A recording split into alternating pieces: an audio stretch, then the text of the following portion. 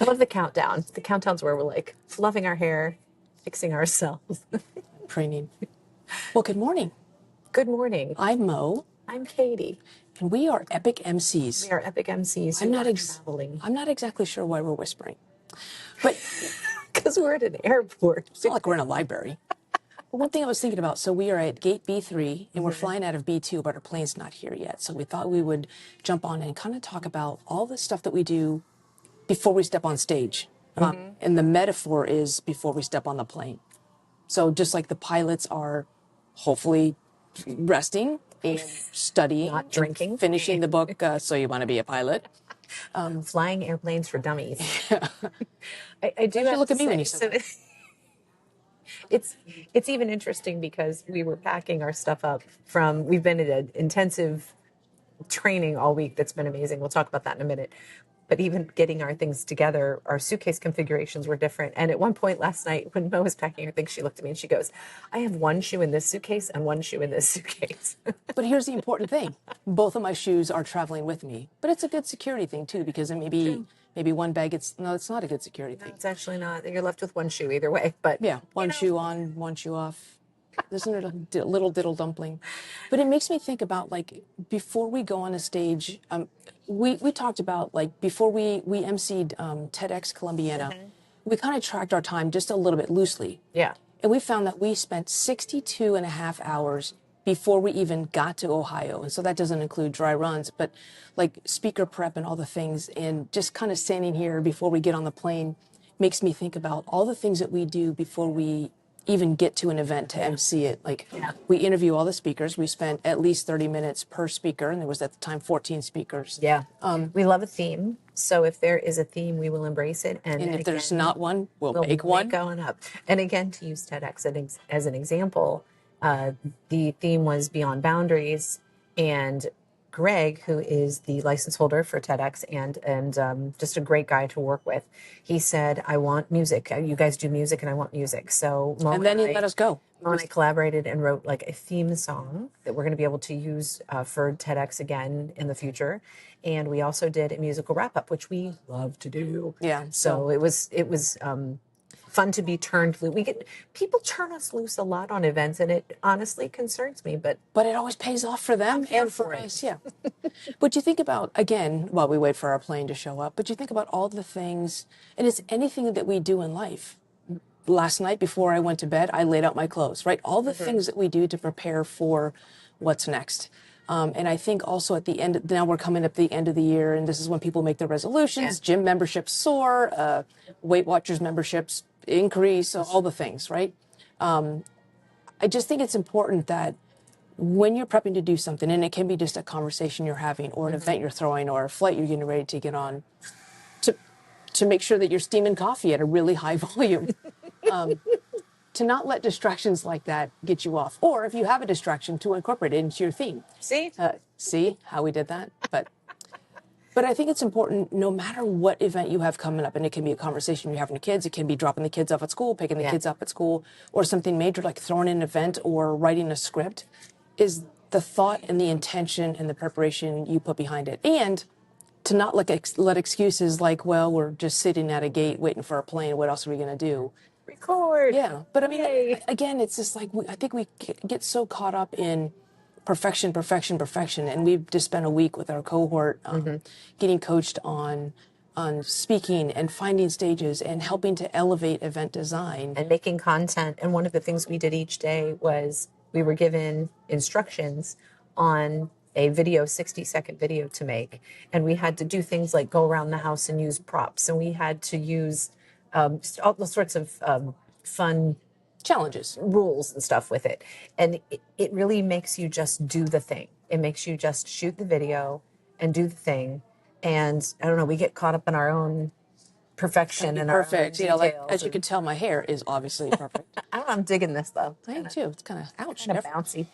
But the other thing too is, even when things aren't perfect, it's what you do with that imperfection. Because the more we study human psychology, that's actually some of the things that we study, it's crazy, and the power of humor in our stuff. Yeah. But people don't want perfect. and people don't trust perfect, right? When something is so high gloss and edited and to the nines, without the ambient background noise. I mean, there's a time and a place for that. Though there is some lovely Christmas music being piped. I hope you can all hear it. I'm really worried that I'm going to get out on Whamageddon right now. Yeah, she is worried It's about in the back of my mind. Yeah. So And I do that keep. kid was running really fast. I thought he was on a scooter. Okay, sorry. That reminds me of the time we got. A squirrel. Remember the time our stage got rushed?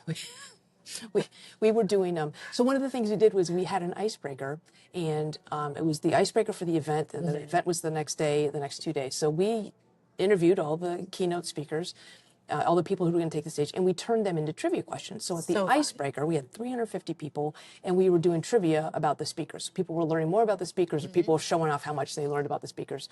But yes, that little kid that just ran by reminded me.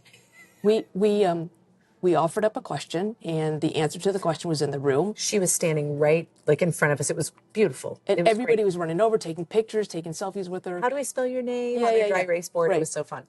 We revealed the answer. Everybody was celebrating, high five, more pictures.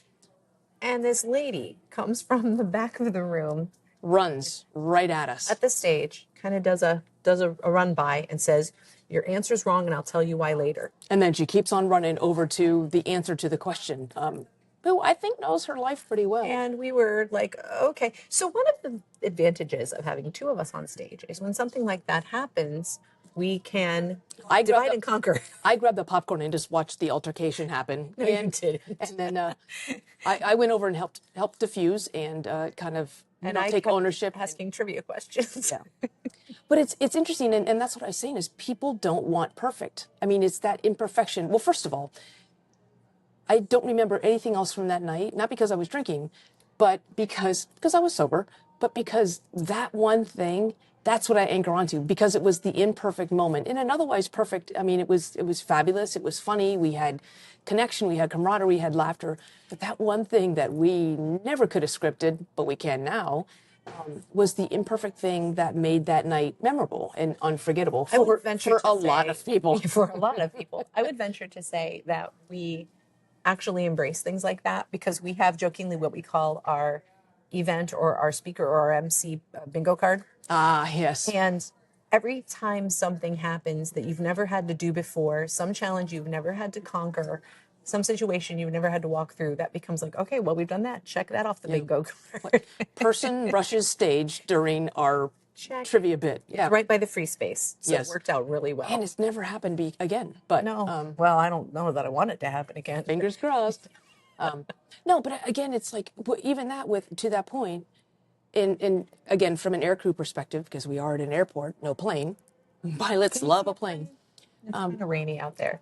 But it's that lesson learned. It's that iterative cycle of, okay, so that has happened to us. Never could have scripted it. It's on our bingo card. In the back of our mind, that's always like, what if? So that's another thing we do before we get on stage is, what if someone rushes the stage? What joke are we going to go to? Or what if the microphone dies? What dad joke are we going to tell? Or what if the speaker, is a little bit late coming on the stage? What dad joke are we going to tell? Or if the speaker wraps up early, I've had that before, where the speaker wrapped up early, like 20 minutes early. What dad joke can we do? So another thing, and I love this because there's so much here. Mo has something that she talks about. It's the internal combustion engine of decision making, and basically, you got to see it. It's fantastic. Our plane is here. Sorry. Okay, sorry. Internal combustion engine. Speaking of, you take things. See, you see how perfect that was. She's talking about the internal combustion engine. Coordinated that. I've made a phone call. Well done. To I don't know who, but you take things that happen and you learn from them and apply them to the next situation. So we had an MC gig that we were doing in Pennsylvania, and we had our script locked down. There were costumes, there were wigs. It was fabulous. But because there was a theme. 45 minutes. Yes, give us a theme. Give these girls a theme. About 45 minutes before we went on stage, they were like, okay, we've had a few changes in the program. This person's now going to be here. This person's going to be here. We had costume and wig changes based on which thing we were announcing. So we hunkered down and we made some changes. You do not want to be around us 45 minutes prior when the schedules change. Or like, don't. We need a warning label, like restricted area, no trespassing. Don't do it. But the next time we did that gig, we did the gig the next year, we did all of our planning on movable index cards. And we ran all the scenarios of all the things that, because we were emceeing an awards situation where if one organization won this award, they wouldn't be performing here. But if they didn't win it here, they would be here. This whole thing.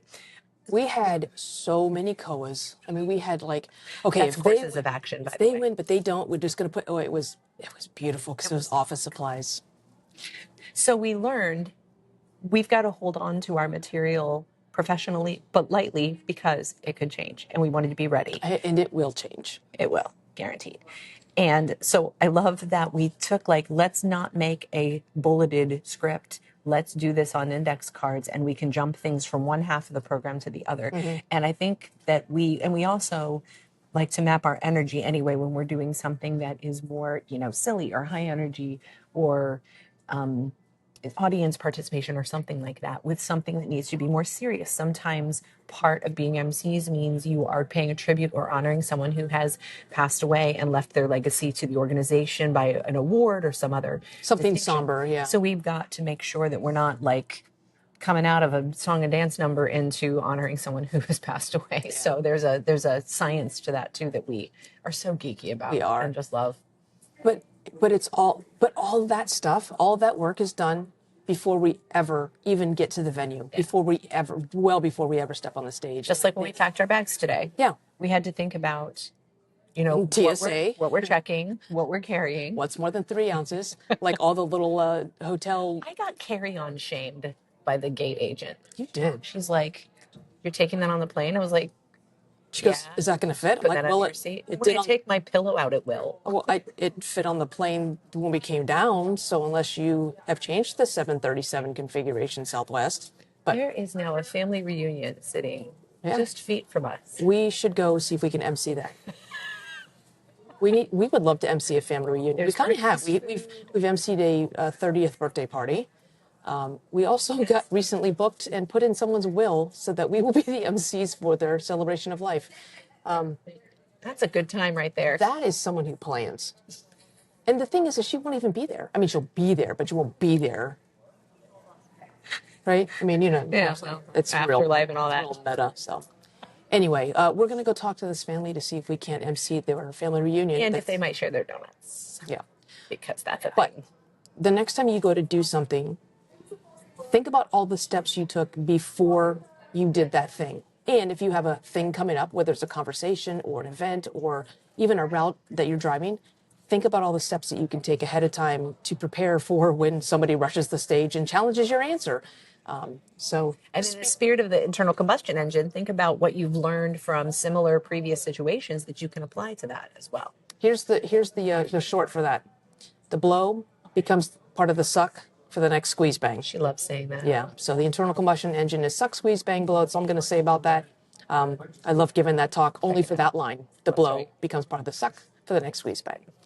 We're going to go make sure the pilots are ready for us. We're going to get on that plane. And right there. Yeah. All our bags are packed. We're ready to go. Standing here outside your door. I hate to wake you up. Not to listen to Wham. I get in. So. Still in. Yeah. All right. Have a great week. Let us know how we can elevate your event. Again, we do celebrations of life, apparently. We have so much fun. Yeah. We want to have fun with you. Yes. So we are Epic MCs, elevating event design. That's what we do. Yeah. Make it fun. Make it fun. All right, we got to go make sure we're prepared. Hopefully our gate hasn't changed. Probably should check that too. Okay, bye.